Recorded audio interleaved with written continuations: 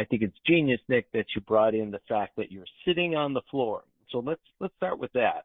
And let me take a second to provide you with some context so you have kind of a feel for where is this coming from.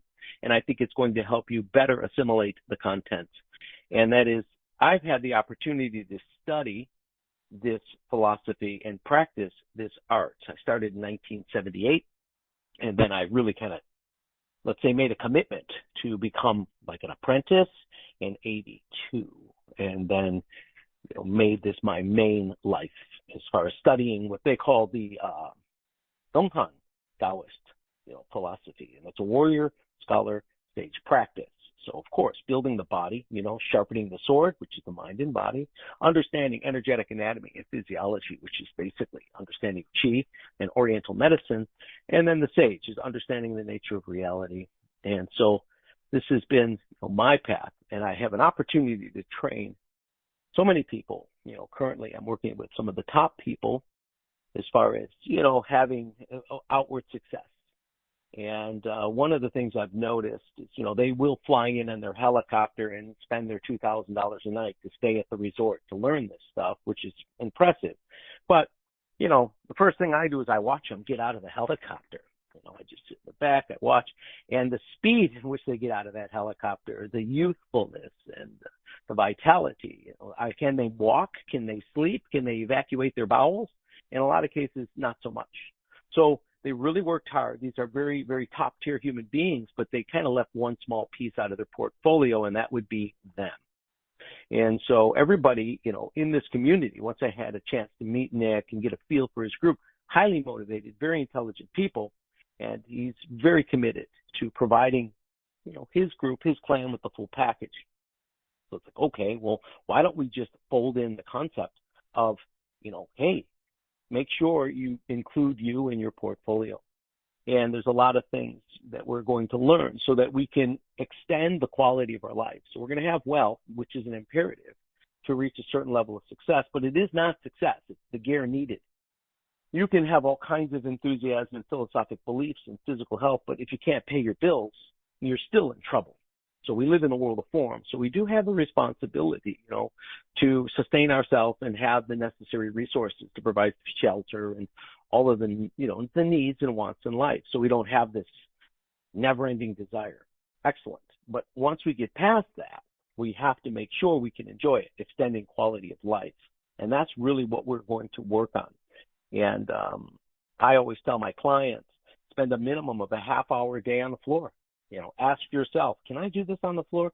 Now, if you're driving heavy equipment or in a car right now, I don't recommend, that's not going to work. But if you have the option, try to spend a half hour a day on the floor, and you would be surprised how many chronic conditions it treats. My clients, the first thing we do, we can provide you with a needle protocol and Qigong, but you have to actively participate. One of the biggest things you can do, believe it or not, is sit on the floor. It's going to ground you mentally, but it's also going to help propel interstitial fluids up to and out of the lungs. And we'll go into all of that as you learn. What we really want to share today is the first opening statement, living to learn, and give to earn. We have a saying in our culture, it's called Gong Da Hui Xiang, which is spiritual work for karmic merit. So just assume you're broke and plan on going to hell kind of thing, get up and earn this life. And the way, we live to learn, we give to earn. The first thing we do is remove our own suffering. Everybody wants to change the world, and everybody wants to picket and protest, and everyone wants to, great, but, as Jordan Peterson says, make your own bed. Start with that. And then put yourself in a position where you're mentally, physically, and emotionally in a healthy state. Because if you're broken, you're taking. So the best thing you can give to someone initially is just your own success. Live to learn. Learn yourself. Learn to balance within your reality. That in itself is the beginning and first step of giving. Because you can give, let's say, material things, like give someone a Bentley or whatever, but if you're unbalanced mentally and physically, and you're a miserable person to be around, you're creating suffering. So, big part of success is, live to learn. Now, when we talk about living to learn, yes, we have to learn about the mundane things in life, but well, ultimately we want to understand the nature of reality. So a lot of this, and maybe some of you are familiar with the concept of Taoism, the concept of maybe more popular known as like feng shui, the successful movement of air and water in a system, whether it's a city or a human body. If it's stagnant, it's dying. So, understanding some of these universal, timeless principles, that's wisdom. Knowledge comes and goes. It's kind of like law and technology. It's soon outdated, but wisdom is applicable today or 10,000 years ago. It's the same universal principle. And that's the piece we learn through living. You can study it at first, but ultimately you have to live it so that you can become it. So we try to, put that in front of mind, and we provide a format or a process in which we can do it. Now, this method is a 4,200-year-old method, the lineage in itself. So there isn't a lot of experimenting going on. It's really more about providing a structure that you can adhere to and succeed within. And so living to learn is taking that knowledge, applying it in real time, and creating wisdom.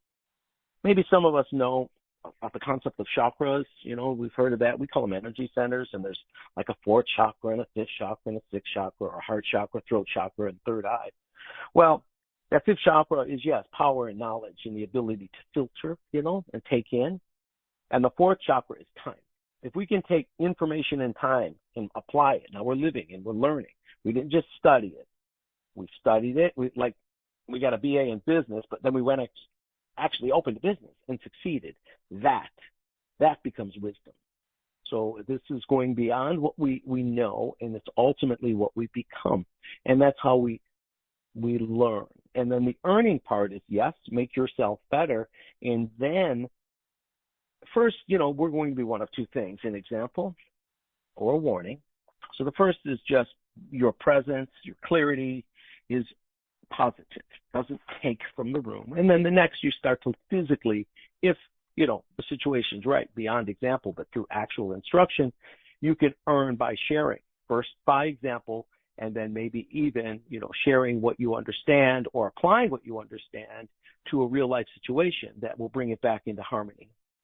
And so that's a really, big piece. When I first met Nick, we all went on this crazy hike to the top of this mountain with this flag, and it was a party, and it was a bit of a challenge, but that's, one of the things I do is I guide people on these mountain hikes. Excellent form of exercise, of course, and clarity. We can go into that. And I saw it was hard. So I decided to, maybe I can distract these guys because they're all suffering. And I can tell them a story, because I do this with my kids. Anybody that has kids, diversion goes a long way, right? And so I'm like, I'm going to use diversion. And I know that they were part of this, wolf den or something. I didn't know much about Nick. Just a very good friend of mine, Jason Campbell, said, these guys are amazing. You need to meet them. They want to have an experience. They want to climb this mountain. Could you spend some time with them? I'm like, yeah, why not? If you recommend them, they've got to be good. And they are beautiful human beings. Not a lot of experience on the mountain. That's okay. So let's do it. Well, it was hard, and it was a little discouraging. So I'm like, well, they're the wolf den. So I decided to talk to them about strength and overcoming adversity. And we use a little story about the wolves and this little community of a wolf pack. And they were white wolves. They were good wolves. And they were all, let's say, very, very kind and caring wolves. And they were very considerate wolves. And, to be, let's say, aggressive and young was considered foul and dark. They were toxic masculine, if you will, if you were to hold that mantle. Great. But one day, somehow, a pair of wolves gave birth to a little black wolf. And this little black wolf was really aggressive. And I'm telling this story because I'm looking at Nick, and I'm like, this guy's pretty intense. And what I'm looking at is a little black wolf. It's like, so let's talk to him about his nature on the third style, third party. Like, so this little black wolf's in this little community, and guess what? He's intense, and he's a little aggressive, actually. So he doesn't fit. And they're like, you know what? Maybe you'd be better living in the forest, because this is, upsetting to the gentle nature of the white wolf. Okay. So there he is by himself with his aggression and his intensity. And then one night, the lions come and they start just taking down these white wolves because they don't have it in their nature. And the black wolf hears this in the forest, and he's like, "Uh-oh, this is my clan. These are my family." So he goes in, and he has that nature. He has that dark nature, and he has that aggression, and he's willing to be violent to protect himself and others. So of course he vanquishes the lion, and they're like, "Oh my God, you saved us." So they start to rethink. Maybe we do need to have a little bit of dark. Can't just be light. The world isn't just light. So then they decide, okay, let's marry him off to the, pack leader's daughter. And so they start throwing off these gray wolves. And the gray wolves, they have balance and they have judgment and they have compassion. But when pushed, they have sharp teeth. They have a mix of yin and yang, and they've found a balance. They're not prey. They're gentle because they choose to be. And there's power in that. If you're gentle because you have to be, you're weak, and actually you're resentful and dangerous. If a rabbit had fangs, everything in the forest would be dead. Give something weak power, and they're very dangerous. So they started throwing off the gray wolves, and that clan multiplied, and that clan was never overtaken by the lions again. And that was the little fable, that I decided to share with bringing in the balance and creating the gray wolf. Sure, you understand the world of, form, and you understand society and how to do your computer stuff. I know nothing about this, by the way, the whole digital world. That's great, but we also have to have the strength to overcome adversity, especially in an uncertain world. And so began the concept of gray wolf. He thought about it, ruminated, and they got together like, wow, this is crazy. How did we? So we began. And so became the process of, them becoming the first actual master's apprentice, where they're going to go through and learn directly, from us. And that was very excited. So it's like, well, maybe we can bring this into the community to kind of augment and complete this process. All right, well, let's do it. Well, the first step is, like we said, becoming strong. So, you have the strength to overcome, because all right, here's the thing to consider. Right now, a lot of us might be upstart and getting started. When you're hungry, you only have one thing on your mind. That's to eat. That's hunger. There's clarity and singularity in that process. It's almost simple, like an animal. Just eat. Well, the problem is, once you're full, you go from having one problem to 1,000. And so once you succeed is when your real problems begin. And so that's when the clarity and the strength and the self-mastery comes in. We have a saying, self-mastery is measured by the distance between thoughts and the space between words. It's like, how pensive are you? Can you just sit? Someone taps you on the shoulder and says, hey, man, what's going on? What are you thinking about? The answer should always be nothing. Well, actually nothing.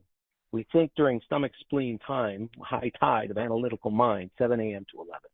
Later, as you learn, Hore cycle and where the energy is in the body, you learn to maximize, how to use your time. Otherwise, hands to work, mind to God.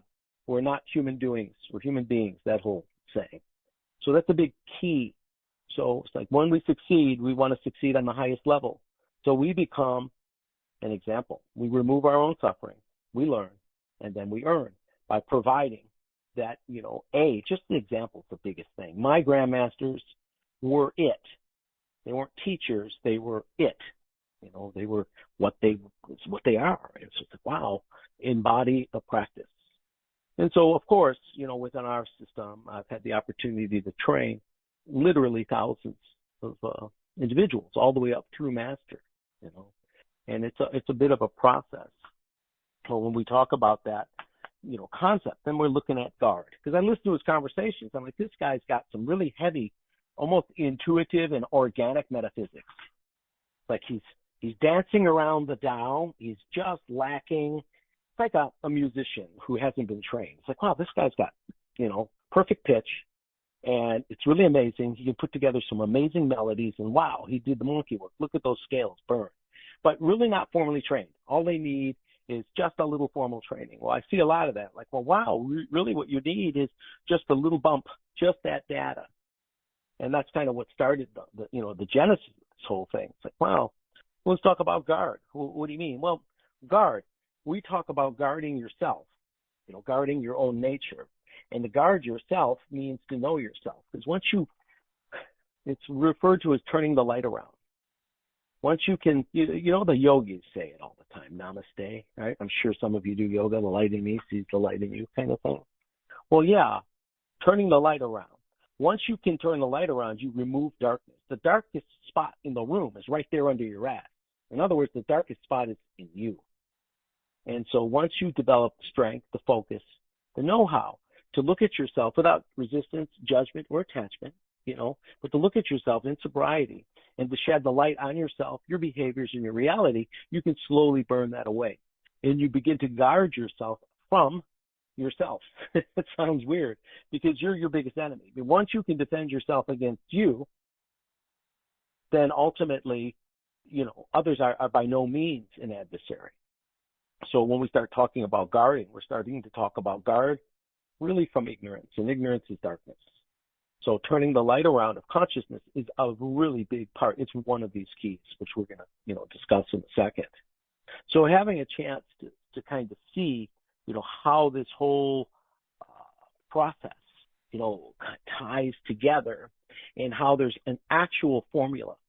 It's not based on, you know, some lateral process. It's a technically an 8-step program formula. It's a, you know, the 8-path, 8 key principles of self-mastery and cultivating wisdom.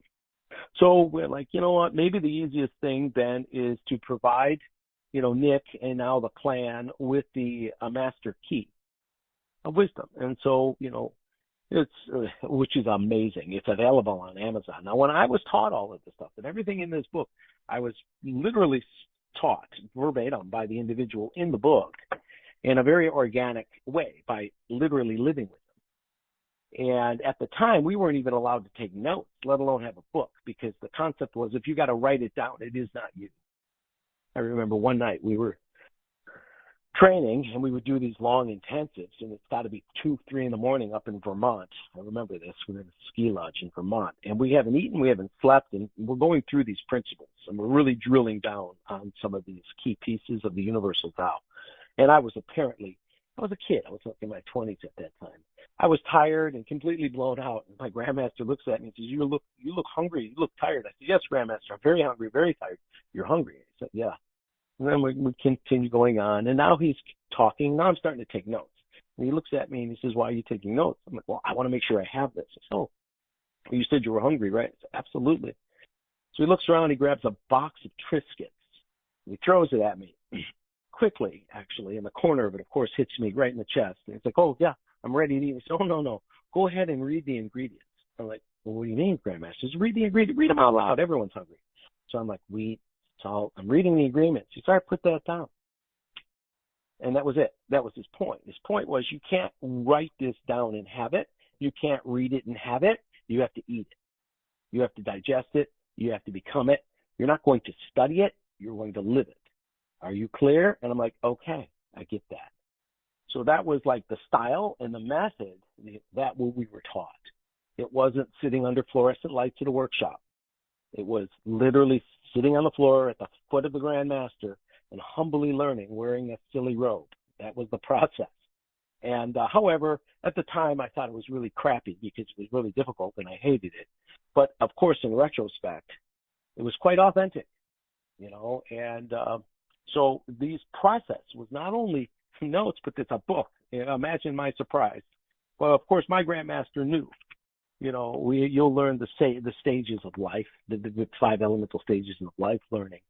And he knew where he was in his mortality. So he started his download and then left, which we'll talk about later. But we'll use this book, The Master Key of Wisdom, and I recommend reading it. So what I'll do is we'll start today with the introduction. So this is like, hey, everyone, it's great to see you on the call. And then we're going to start moving and go through this process. I usually do this once a year with our clan, you know, so we'll do it again. And so if you really were to look at it, I'm not going to read it verbatim, the whole damn book, but I will give you a start, and then I'm going to try to provide commentary. We do the same thing with the Tao Te Ching, the Wen Zhu, and a lot of the Taoist teachings. We go through the canon, and it's a lot of stuff, you know. So when we look at the introduction, which happens to be on page 7, and again, it starts with to live is to learn and to give is to earn. And earning too is also if you want to get really serious as far as a karma of consciousness, being a human being is really the only state in which you have free will. Plants don't. They do what plants do, and that's what they do. And animals do what animals do. They don't build freeways and make houses. They don't, sin. They do what they do. Even tigers, they're not committing murder when they're eating the deer. That's what they do. Human beings, of course, can commit murder. So we have a choice between heaven and hell. Man divides heaven and earth. So that's an evolutionary opportunity to incarnate in human form, if you want to get that heavy. But so earning this life, the chances, of you being a human being at this time is a hell of an opportunity and the byproduct of a lot of work. So whatever you've done before this journey, it was a lot of work to get here and to have this opportunity to, A, have access to information and be in a human body at this time when we have airplanes and internet. It's really kind of crazy. So you've been given a body, then you say thank you. The earth itself just lent you a meat suit that will slowly die. So earn it. And so that's, live to learn, and to give is to earn. To give what? Information that removes suffering, ultimately. So each moment of your life is a moment of ultimate choice. Life is never-ending challenge for good and for bad. Vested in you and each human being is the ability to choose one or the other. And now that's like a quote, and I heard that verbatim, for the first time, probably when I was 16. And at the time, I'm going to be honest with you, it was a warrior, scholar, sage process. So the first thing you learned was martial arts, standing in horse position and swinging a sword. And I'm going to be perfectly frank, I was not interested in this conversation, and it made no sense to me. I was like, not that guy. I was closer to Vinnie Barbarino than a monk at that point in my life. So now, of course, I get it. Years later, it's clear as a bell. But at the time, because I read this, it's like, oh, wow, I remember that. So the good pathway is Zhengdou, all right, true way, or Chengdao, whichever one you want to use, Hanguk or Mandarin. So leading to the greater harmony, balance, integrity, peace, joy, trust, and honor, and togetherness, and like. Travelers on this Chengdao pathway have a clear vision of the future. They follow a straight course of principle and honor, and they climb towards Ingan, which is, did they say that? Yeah, the highest form of humanness. That is the ultimate. So Ingan. So later, and I bet some of you know or maybe heard about chakras, either chakras, energy centers in the body. We refer to them as dimensions of consciousness as they belong to the I Ching, the Book of Changes. Most of us operate on kind of the lower ones, first, second, and third chakra. Just, am I functioning? Am I reproducing? Am I eating? And that's it. Pretty much in love with that. Pretty much an animal. That's what animals do. To jump over that fourth chakra into the fifth, sixth, and seventh chakra is Ingan.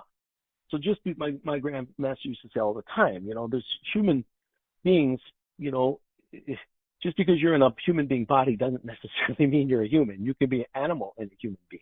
That's a gongsa, which will be referred to later. So it's like, yeah, making that jump is a little bit of work. Yeah. So the bad pathway, which is Pado, leading to imbalance, egotism, selfishness, jealousy, anger, alienation. Darkness. Pado travels a circle aimlessly over a fog-shrouded landscape and gradually descends towards Kamsu, which is what I said. Well, it's a wild animal, side of humanness.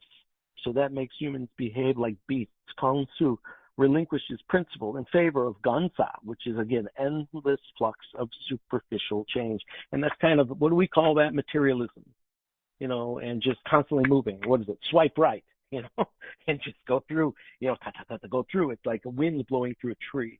No tranquility, no clarity.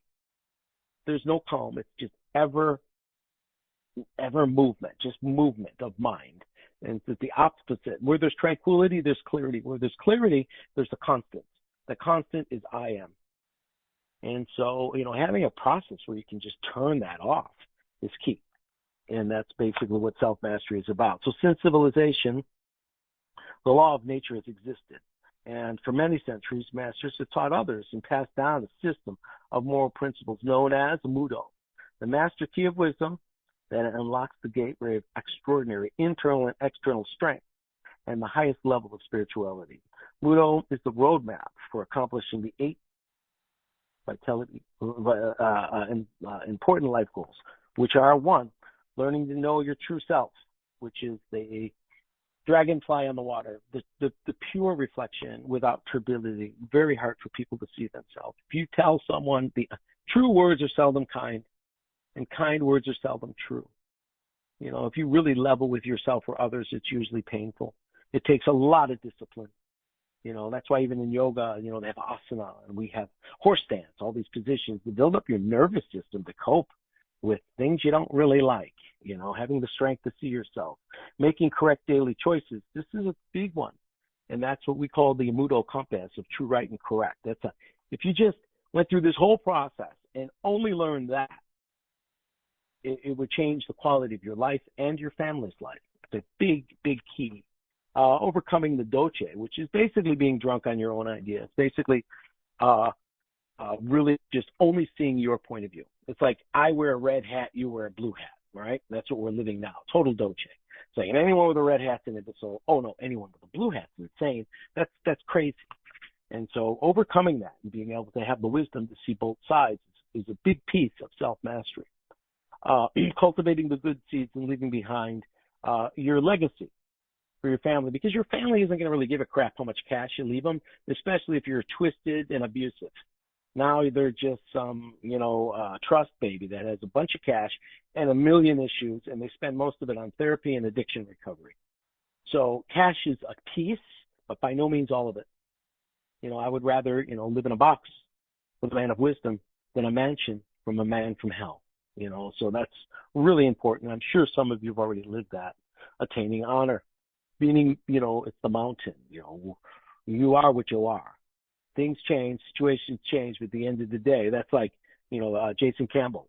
I've known him, Jesus, since the 80s, back when he had a mullet. And we've been through everything. And that son of a bitch is the same guy. No matter what happens, he'll change with it. Thank God he got rid of the mullet. But he'll change, with the situation. But guess what? If the mountain is a mountain. Sure, the sun's rising, it's a different color. Oh, it's setting, it's a different color. Oh, now it's raining. Yeah, but it's still a mountain. That continuity and that consistency is how you build lifelong relationships and you build honor. And it's like, what do they say? A network is your net worth kind of thing. Well, you can't trick a network forever. You're either it or you're not it. And so that's a big thing. Changing your reality for the better. It's ultimately dealing with responsibility. And when we start talking about responsibility, it's the ability to respond in a sober way, not like it's my fault kind of responsibility. That's accountability. Responsibility is how can you respond in a balanced way to your situation. Being responsible is a key thing to change your reality. Becoming a living vessel of wisdom, being a role model that we talked about. You're either an example or a warning, especially once you get, past 58. We can talk about that later in these seasons of life. The behavior becomes more and more important. As you get older, it's like, what type of example are you? When you're younger, there's all kinds of potential. You get a lot of breaks. It's like, well, he's young. He's going to grow up. After 58, you are what you are. It's very important to earn that. And then, of course, the biggest one is drawing from the nature's limitless power through Nego, how to cultivate wind, fire, and water. That's a whole thing, because that is what takes this out of being a silly little philosophy. Sit around taking notes and saying, yeah, as we sit under fluorescent lights rotting at a table. That's not how we roll. We do it. And so using the actual elemental construct of wind, basically correct, breath work is really what that is. And then water, correct circulation, and fire, understanding the manipulation and movement of chi, cultivating chi, pink hands, warm feet, understanding how to maintain and literally control your body temperature and bring your energy to the extremities. Death begins in the extremities. So if we can understand that, we win. It's ultimately expressed in fire, mixing water, which is, yes, circulation, but there's also systems that we use. So we do physical practices, qigong practices, and we understand energetic anatomy and physiology, which is understanding acupuncture, in your case, acupressure points, so that you're not just some blind user. Do you know that on the fingertips and your toes, from your fingertips to your elbows and your toes to your knees, are all of the key points, the Jing Well points needed to treat most diseases, especially if you get them before they enter deeply. And basically you can ward off your weight you feel. Do you have a headache? Are you constipated? Do you have this? What's going on here? Boom, you can just manipulate a few points and change your reality, not hope. I practiced Oriental medicine. It was terrible because people wanted me to cure. I'm not going to cure you. You're going to cure yourself. We're going to show you how to change your reality. And you'll see in this book how, that process was revealed to my grandmaster. And then you can see it's done, as far as, the eight, vitality important parts, which is basically the potential of physical, mental, and spiritually. Is basically you want to turn that Pluto teachings, into who you are. So these 8 vital life goals come from the heart of the Master Key of Wisdom. So each chapter we're going to go through in detail. And then, yes, we'll read the chapters and we'll have this little fun class. But no, your whole master's path is built on this. The master's path is an infinity loop. There is no beginning and there is no end. It's a constant. There's a constant evolution of consciousness that is momentarily residing in form. And so these, these goals and going through the path, each chapter will present a different aspect of the system. And so the sum total ends up in this infinity loop, no beginning, no end, right? So over your lifetime as, an active participant in, over a lifetime of your children and coming generations. So it should be able to be something, information has everything to do with the quality of your life. It affects generations, so you can lift a whole generation.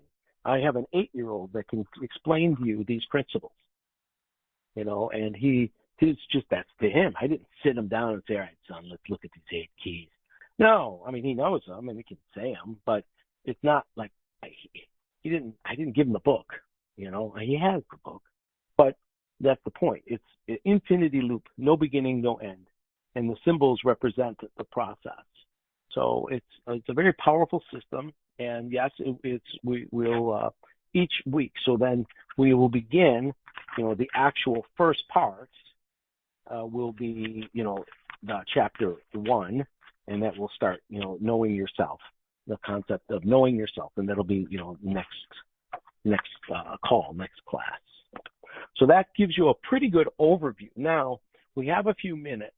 So what we like to do is most of our calls, even these calls, are interactive, and you're encouraged to participate. And if you'd like to, I think what you need to do is hit *7 to talk. Is that correct, Sarah?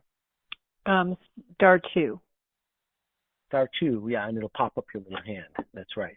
So if you have any questions on anything that we talked about, feel free to ask. And if not, I'll give this over to Nick so he can just provide you with, whatever information you need. I was hoping to get some questions because that's really the power of a lot of these things. Those of you that are not on like Master's Path, which has been going on for a couple months now with Mike and Jason, we do, and again, there's things that I should be more consistent with, but every morning I have it on my calendar to breathe with Jason. I think just the breathing alone is a life changer. You don't really realize because it feels like it's a natural thing to do. Realize how poorly we are, how poorly we're breathing. We think like, well, we're breathing, I'm alive. So that's happening, and you'll see at our events, at our Grey Wolf Summits and our Guardian Only events, which we just did recently. Typically, it's always been the day after, but it could be the day before. We'll do some movement, we'll do some breathing. The last couple times we got to swing some swords, and I'm sure that in future calls there's a ton of video that we have also of Mike and Jason talking about the sword and what it actually is. We don't actually plan on carrying it around and fighting people, although that would be cool. And some people have expressed interest. They want to go deeper. And if you go to just a little bit of context here, if you go to Zen Wellness, I think it's zenwellness.com. I just want to give you guys if you're not able to go there now, go there later. It's a very tight-knit group. So if you go to zenwellness.com, there's no buttons to click. There's no application. There's no email. There's no phone number. And so kind of just being in our world, if you want to get on these next 7 calls, if you want to come out and swing swords and climb mountains and get to know yourself and understand, as Mike said, the nature of reality, what you can do is you can open a help desk ticket inside of the Guardian Academy and tag me and just let me know. And frankly, I might be like, yeah, I know you well enough to know, don't go there. But more than likely, I just make sure that it makes sense because the only way to get in is through introduction from a member or another teacher. So again, open help desk ticket, tag me so that I see it. I don't stare at the help desk tickets all day long. And just, even if you just want more information on what else you can do, I will have a conversation with you, and I'll kind of forward you along or pass it along to Mike, Jason, and or Sarah.